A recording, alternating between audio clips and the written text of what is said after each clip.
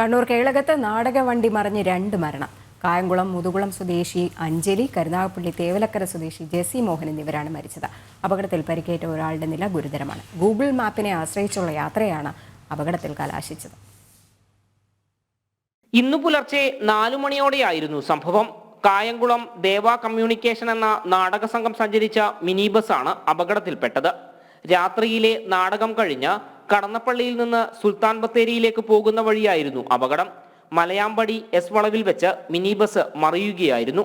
14 പേരാണ് സംഘത്തിലുണ്ടായിരുന്നത്. 9 പേരെ പരിക്കുകളോടെ കണ്ണൂരിലെ സ്വകാര്യ ആശുപത്രിയിൽ പ്രവേശിപ്പിച്ചു.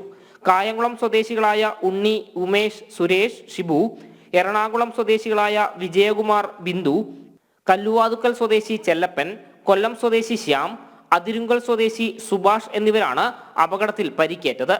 വഴിയറിയാത്തതിനെ തുടർന്ന് ഗൂഗിൾ മാപ്പിനെ ആശ്രയിച്ചായിരുന്നു ഇവരുടെ യാത്ര. വലിയ വാഹനങ്ങൾക്ക് വരാൻ സാധിക്കാത്ത കുത്തനെയുള്ളതും ഇടുങ്ങിയതുമായ വഴിയിലേക്കാണ് ഇവർ എത്തിപ്പെട്ടത്. ഇവിടെ നിന്ന് വാഹനം നിയന്ത്രണം വിട്ട് കൊക്കയിലേക്ക് മറിയുകയായിരുന്നു. ജനം, കണ്ണൂർ.